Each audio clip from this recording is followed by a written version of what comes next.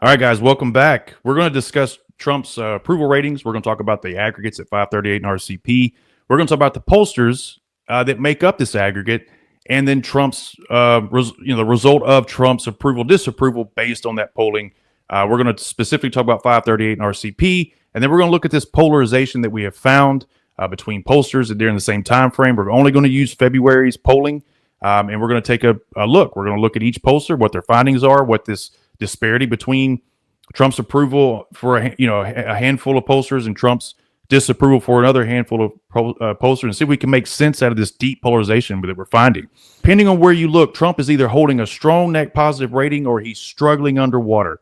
The spread between these polls, it isn't minor. It's a staggering 11 points. That's far beyond a normal statistical variance. How do we explain these variances? Are certain polls more reliable than others? And if so, what's the true measure of Trump's standing with the American public? Is it even possible to find? So in this analysis, we're going to break down the polarization in Trump's approval rating. We're going to try to separate the high quality data, or at least the more accurate pollsters, from the least or the less accurate pollsters. We won't get into flawed methodology and all that, because that we're not going to disparage anyone. But there's a clear difference between how some pollsters perform as it relates to others. And determine all that, we'll find a way, and I'm going to show you how we quickly weighted this all together, and we found a number. Is it accurate? It's probably close to accurate. It's not the aggregate that I personally use when I create my own aggregate, but for the sake of this demonstration, we're going to show you how some polls that are egregiously away from the center or egregiously away from the majority of the polls, how that impacts the aggregate, certainly at 538. Right now, 538, as of today, has Trump at 47.9 to 47.2, so which is about even, 0.7 in approval rating. And then we'll start looking at some of these polls. We have Ipsos, their registered voter poll was +1, and their adult was +3. Then we have Morning Consult at +3 at 5047. Ipsos Reuters was +6 disapproval. So we have it 4450 during the same time frame that we have Morning Consult at 50. But look right below it, same time, roughly the same time frame, 18 to 21. This was 21 to 23. February, we're talking about. RMG Research has it at +9, 53 to 44. And right before that, we have Harvard Harris +9, 52 to 43. But during the same time frame, you have American Research Group at Trump with 43% approval, which is a +8 disapproval. So we have +9 approve to +8 disapprove during the same time frame. That to me is hard to account for. It's hard to explain. There's already this polarization starting. We have Ipsos Reuters or Ipsos Washington Post +8 disapproval, Ipsos Reuters +7 disapproval, McLaughlin +5 during the same time frame. We have CNN +8, and so on we go. We have Qantas Insights here, February 10th, February 12th. That was our last poll. We had it at +9 as well, 5344. We are releasing our poll tomorrow. We have Trump. We have a new approval rating poll coming out for Trump, but with some other policy issues that we've added to it. I look forward to releasing that. We're going to explain all that tomorrow on Twitter, and then we will make a video as well. But I think you guys get the point here. We have a lot of polls showing Trump, doing well, and we got a few that showing him not doing well. So we'll have to figure out what this is and what it looks like. Here's RCP. Their aggregate's a little different. They are a little more selective with who they allow in their aggregate. I think they try to keep a balance. They probably have a metrics they run because they use CNN and Quinnipiac, which are not the most accurate pollsters. They continuously miss elections. We're going to show that here on the pollster scorecard. But again, RCP has it 49.1 to 47.5 with Trump 1.6 net positive approval rating, and we got the same polarization here, the same variance. We got a +2, +9, +6, and before that we got a -3, -4, -8. Right in the middle of a +6, we got a -6, and we got a +9 and a It's just on and on. It's hard to figure out where this number is. How do you even possibly make sense of that? Well, it kind of helps if we look and see how pollsters have performed in the past. This is not a shameful plug. This is just the results of our 2024 performance. Qantas Insights leads. We had an average miss of 2.02. We had a Democrat bias of just 0.71. 89% of all of our polls finished within 3 points of the actual result over a course of 12 polls. Now, if you look at our October polling, we did better than that. We nailed the Rust Belt state and the national election. I mean, our error rate was like 1 point or less. Our performance tightened up the closer it got to the election. But in any case, we did well. It's obviously here. Atlas Intel, monster. They did extremely well. On and on we go. All right. So some of these guys are doing really well. Some polls are just continuously outperforming others. Harris X, we'll talk about them. We showed them in the aggregate. They have a D plus 1.37 bias with a 3.5 point miss, but 60% of their polls finished within 3 points of the actual finish. And that's based off 59 polls. Trafalgar, same thing. These are the A and A plus pollsters that can continuously get it right election after election. Let's go back and look at the guys that we saw on our aggregate, and we're going to show them visually here in just a sec. So if we look at Morning Consult, they have an average miss of 5. They have a 5-point Democrat bias. Only 23% of their polls finished within 3 points of the actual finish. And on we go. If we can find CNN, there's Ipsos. We saw those guys.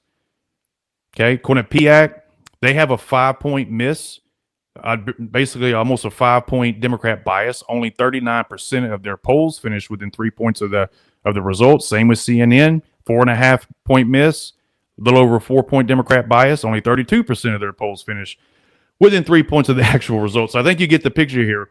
We've got some polls that are showing one thing, and we got some other polls showing the other. So who's telling the truth?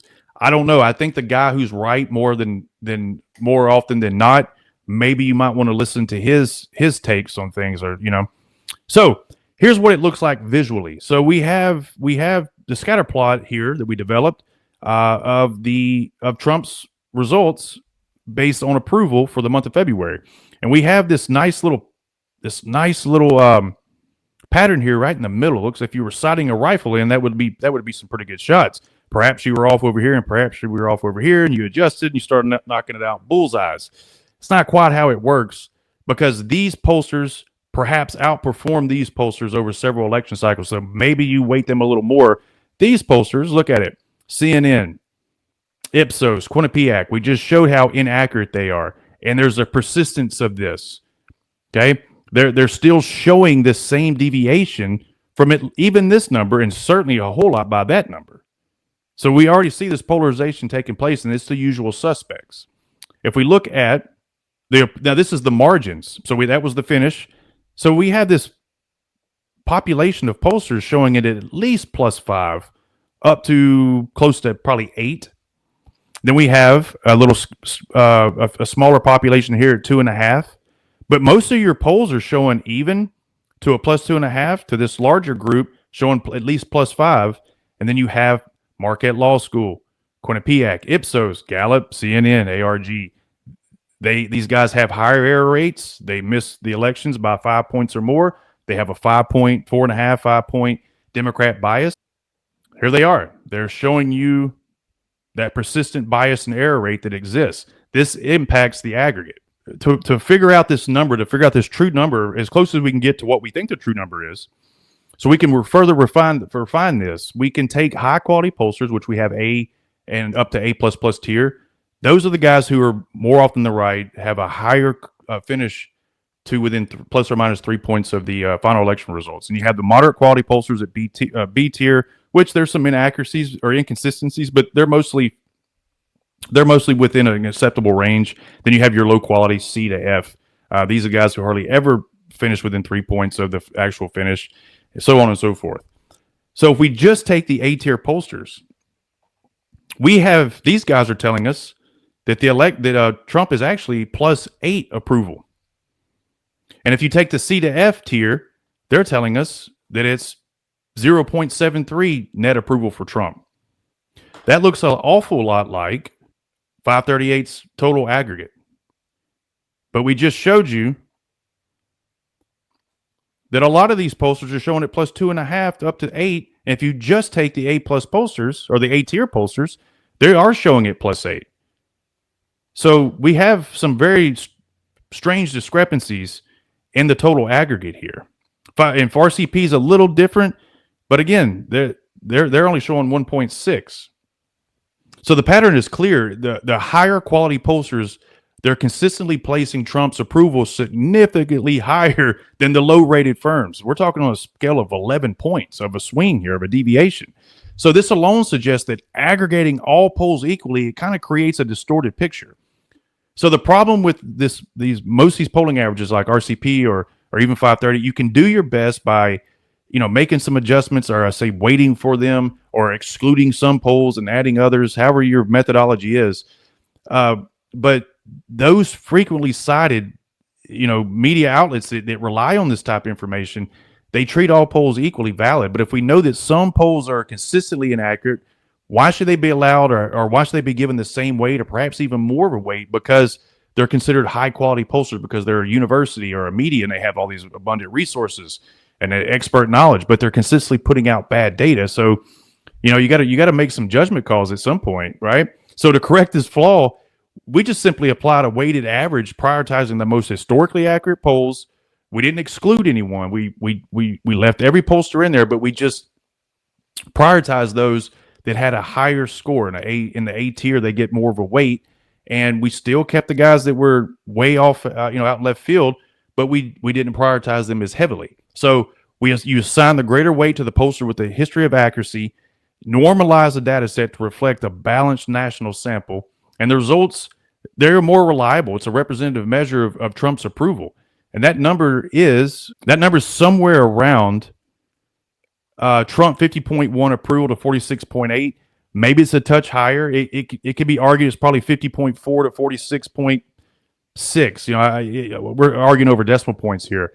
But it's Trump's around +3 to +3.5 according to this aggregate model that I created based on all those polls and weighted them according to the accuracy of the polling firm. Now, it doesn't mean that just because these pollsters they missed the election by 5 points and they have a 5-point Democrat bias, that they're wrong. It just means if they keep showing that bias and it's persistent in the face of other data, and oh, by the way, that data tends to be more historically accurate, then it's not random, and it's just a persistence of flawed methodology or just inaccurate results. So if we think that the approval rating is over 50%, I can tell you I personally think it's around 51%, maybe a touch higher, to around 45 to 46%. So we're talking about a +5 to +6 Trump approval rating. But that's just, based on my own aggregates and my own polling. But regardless of that, though, there's a drastic improvement from this misleading numbers that are presented by it's being influenced by low quality or less than accurate pollsters. So what can we really conclude from all of this? Some firms consistently inflate or deflate Trump's approval numbers based on methodology, sampling, or framing. So media outlets that selectively report low approval polls distorts the public's perception. And I can tell you that there, people love to say it, the right-leaning pollsters or right-wing pollsters. That was a big thing in 2024. They don't exist. They don't exist. Not in this industry. The industry is literally dominated by media pollsters and university pollsters. You don't have that many independent pollsters, and the ones you do have, they all outperformed. Look at this. They all outperformed Patriot polling, On Message, Big Data. Washington Post did pretty good overall. Insider Advantage, Rasmussen. These guys aren't right-leaning pollsters. They're just accurate. They're just accurate pollsters. And a lot of them have a motivation to get into polling because they got tired of seeing the polling misses year after year by 3 and 4 points, dominated by a conglomerate of pollsters who continuously put out 4 and 5 point error rates. So higher quality pollsters show Trump in a stronger standing. The most historically accurate pollsters put Trump at a +8 net approval. Lower rated pollsters show Trump at near even split or underwater. But when you average all that together, you got a Trump +3 to +3.5 net approval. So polling it's no longer a measure of public sentiment. That's what it should be, but it's not. It is a strategic tool wielded by media and political operatives. So numbers don't lie, though. But the way they're collected and framed and presented, it can shape the public's perception of reality. So for a true measure of public opinion, pollster reliability must be factored in. And when that's done, the numbers paint a very different picture than what many are led to believe. All right, guys, if you enjoyed this video, you found it useful, insightful, I hope we covered some ground here that interests you and maybe even help you make heads or tails of what some of these numbers mean. Please like and subscribe. If you really like it, please like, subscribe, and share it. Until next time, we will talk to you soon. Bye.